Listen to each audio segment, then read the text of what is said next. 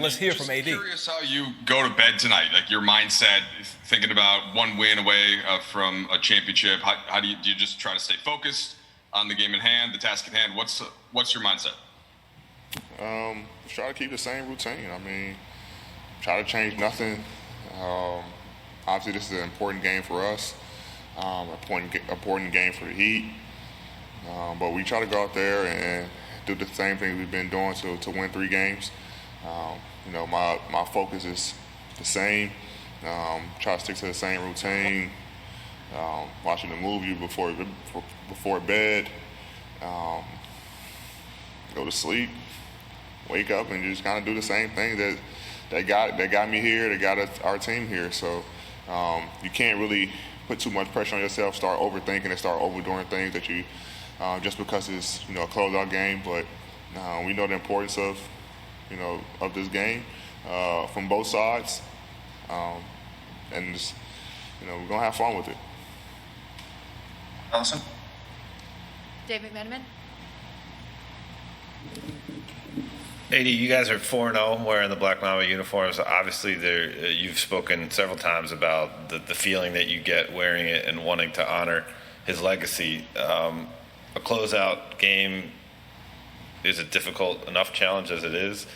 Are you guys putting any extra burden on the opportunity of Friday night by also trying to stay undefeated in those uniforms?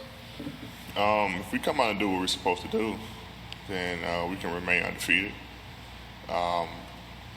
We just think that, for all the things, that happened this season, with our team specifically, in our organization, that to be able to close it out and, the Black Mamba uniforms will just make it all worth it. Obviously his legacy in the NBA and then just with the organization period, is something special. And for us to, like I said, close it out, in his honor, it's something that we look forward to. Something that, an insane amount of pressure for sure, because we don't want to lose. We don't want to let them down. Anytime we lose in the jerseys, we feel like, we let them down, and we don't want to do that. We want to remain undefeated, but, if we come in and do the things that we're supposed to do on both ends of the floor, then we can remain undefeated and close this thing out and make this moment even more special. Kyle Goon? Obviously, you talked about the strides you wanted to make in Game 3, made a lot of those strides in Game 4. Do you feel like you've locked into your process of how you can be the type of player that you were in Game 4 in every game and for the rest of this series? For sure. It started with me just getting back to, the defensive end. Once I'm locked in defensively, covering for guys, blocking shots, talking, everything else kind of just falls in place, for me and for the team. Once I'm playing with energy, it kind of just trickles down to everyone else, and we seem to play well. They give us that confidence offensively, give us that confidence defensively. But, we love challenges. Like I said, it's not going to be an easy challenge for us to close it out. But if we come in and guys, are locked into what we're supposed to be doing, both ends of the floor, starting with myself and Bron, then, we think we have a pretty good chance of winning tomorrow night. Dan? AD, Rob finished 7th in the Executive of the Year voting. He only got one first place vote. He's been very open about collaborating with you, collaborating with LeBron, collaborating with Frank. Do you think that willingness to collaborate maybe muddies what he's done in his thumbprint on this organization? And I guess what's it been like working with him all year to build the team and to get to this point? Great GM, great executive.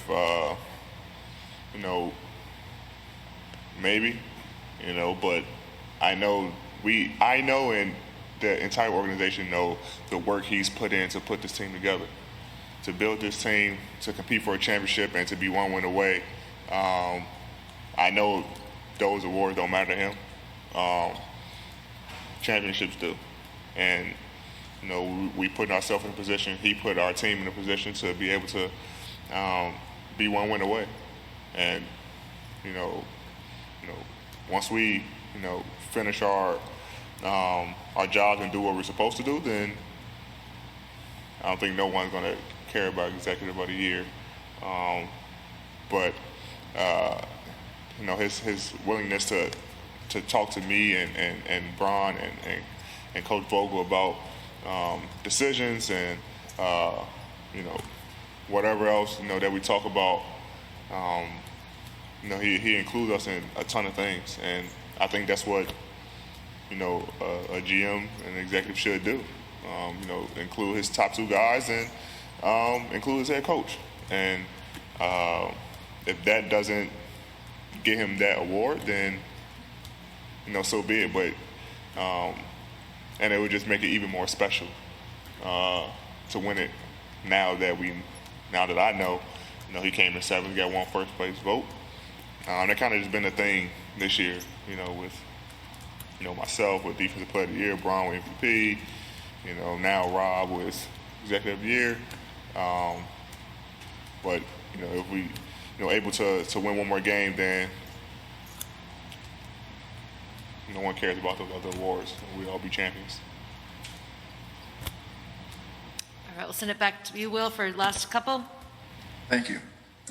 Alan Sliwa? AD, you just mentioned it right there. At the end of the day, the championship is all that matters. But does that kind of does it add a chip to your shoulder, or does it add a chip to LeBron's shoulder?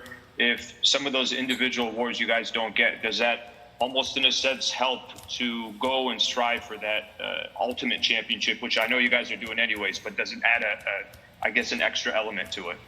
I can't speak for Bron, but it does for myself.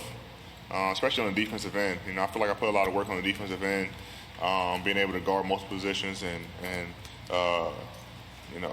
different actions. And so anytime I play on the defensive end, I try to lock in and, get a stop every time.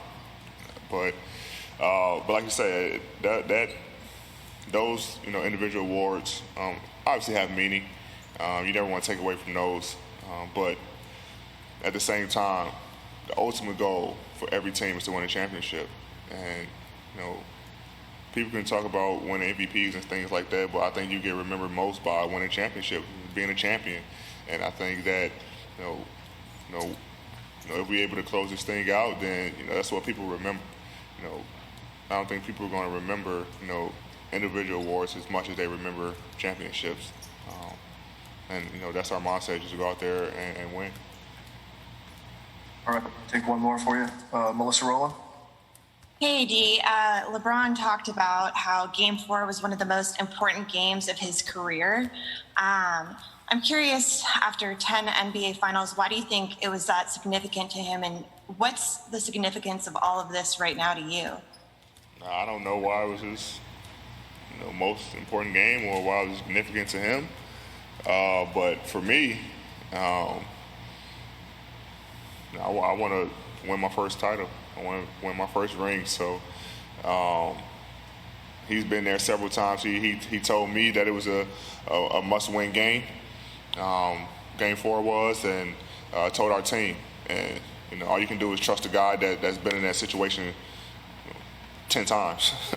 And we all believed in him. We all trusted him, and we tried to make sure that we go out there and complete the task. I'm not sure we're going to get one of those same messages, but and I don't think we really need it. I think we all know that tomorrow night is also a must-win for us, just as much as a must-win for the Heat, which is going to make it even more fun for both teams. And it's been a great journey for me.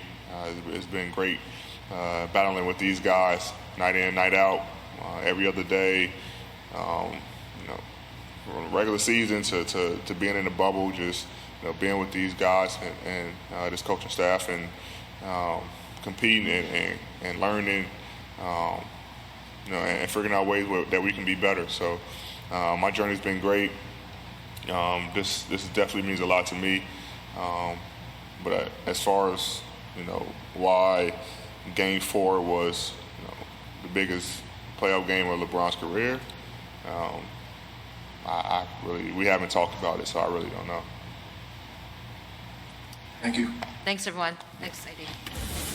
So AD doesn't win the Defensive Player of the Year. No MVP for LeBron. Rob Pelinka doesn't win the Executive of the Year.